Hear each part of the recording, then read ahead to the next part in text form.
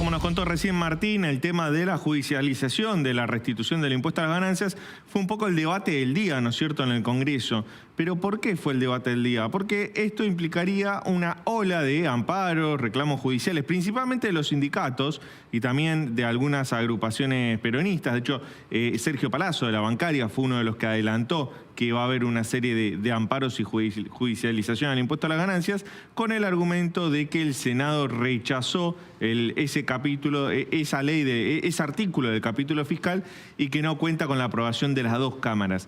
Pero ¿cómo sería esta ola de amparos? Primero hay que esperar a que obviamente diputados vote y en todo caso apruebe el capítulo fiscal que restituye ganancias.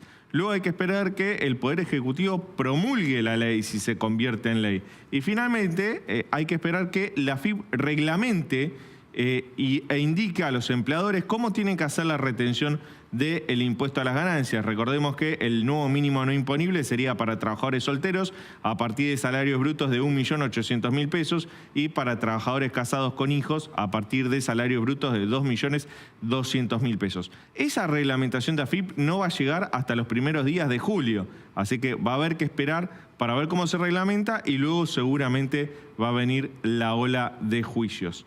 No es el único dato importante de la economía que se conoció hoy. Se conoció que cayó dramáticamente la inversión del sector privado en mayo en la economía argentina. Según un estudio de Orlando Ferreres y Asociados, en mayo cayó la inversión 23,4% interanual, es decir, comparando mayo de este año con mayo de 2023. Se desplomó la inversión, uno de los motores posibles de la reactivación de la actividad económica argentina. ¿Qué espera en el gobierno? En el gobierno esperan que se active la inversión a partir de la sanción de RIGI, de régimen de incentivo a las grandes inversiones, en algunos sectores particulares de la economía. Están apostando mucho a minería, fundamentalmente cobre. Dicen que ya está todo preparado para que lleguen las inversiones en esa materia. Tienen que ser, recuerden, inversiones superiores a los 200 millones de dólares para poder acogerse a RIGI, que les da estabilidad cambiaria e impositiva por 3 décadas. Pero también están apostando al sector del oil and gas, a Vaca Muerta, a explotaciones offshore como pueden ser la de Mar del Plata. Están apostando a energía y minería, donde sería más fácil que lleguen inversiones que se acojan a RIGI y mejoren un poco estos números de mayo que indican una caída brutal de las inversiones del sector privado en la Argentina. Leandro, también hay mucha expectativa en muchas personas que tienen regímenes de contratación laboral, contrato, RIGI, con los contratos por un lado, el RIGI por un lado, los contratos por el otro y el monotributo, ¿no? Sí. Y el monotributo hay mucha gente pendiente de ver qué pasa, en particular también con el monotributo social. ¿Qué novedades puede surgir del debate de esta noche? Bueno, se está debatiendo justamente en el Congreso un alivio a la carga fiscal sobre los monotributistas. Esto es una noticia positiva para todos los monotributistas. ¿Por qué? Porque van a subir las escalas.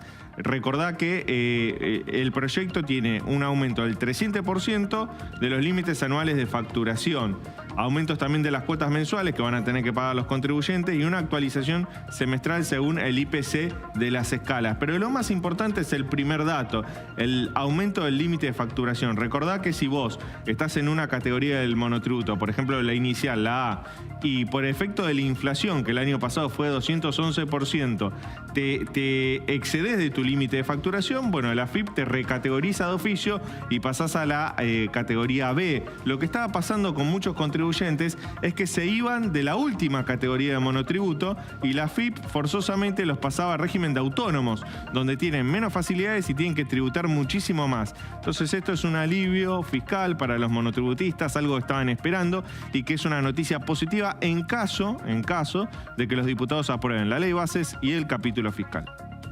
Otro dato de hoy fue la evolución de los mercados del dólar. Hubo un compás de espera parecido al de ayer.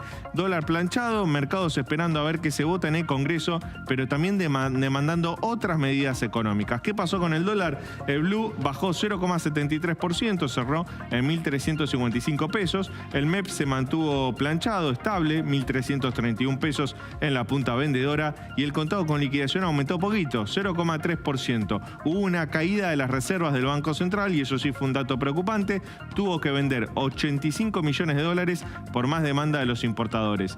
¿Cómo cerraron los mercados? El Merval en dólares, que son las acciones, subieron mucho, porque ya están apostando a que se apruebe la ley y bases en el Congreso. 3,6% fue la suba de hoy. Los bonos operaron de forma más calma, más tranquila, 0,5% subieron. El riesgo país subió apenas 16 puntos, cerró en 1.445 unidades básicas. ¿Qué me contaban hoy que está esperando el mercado? El mercado ya da por descontado que sale la ley bases y ahora lo que quiere es que el gobierno anuncie nuevas medidas económicas fundamentalmente vinculadas al tema cambiario y monetario. Quieren ver qué va a pasar con el cepo.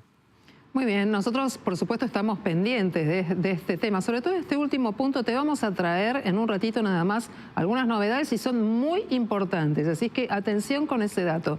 Pero el gobierno hoy tomó una decisión, lo tomó Economía, también la Casa Rosada, que tiene que ver con frenar aumentos en consumos muy sensibles, Leandro. El gobierno le puso un stop a la suba de algunos servicios, la luz, el gas y algunos otros consumos. ¿Por qué y qué significa? Sí, esto es una decisión del ministro de Economía, Luis Toto Caputo, que ya la tomó en el pasado y la vuelve a tomar, que es congelar la suba que iba a haber en la tarifa de luz y de gas, por un lado, justamente, y por el otro lado, no aumentar el impuesto a los combustibles, que en julio iba a aumentar notablemente, iba a generar una suba del precio de los combustibles del 18%. Entonces frenó el aumento de las tarifas y el aumento del impuesto a los combustibles.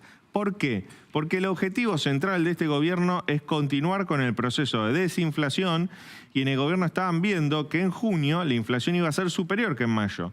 Iba a estar rondando el 5%, cuando en mayo fue del 4,2%. Entonces estaban apostando a que julio les dé bien, y para que julio les dé bien tenían que mantener congeladas las tarifas de servicios públicos de luz y de gas y que el combustible no aumentara demasiado. Desde el gobierno lo justifican diciendo la clase media no puede soportar más deterioros en su poder adquisitivo. Lo cierto es que el gobierno sabe que necesita bajar la inflación para mostrarle algo al electorado y seguir conservando capital político y alta imagen en las encuestas.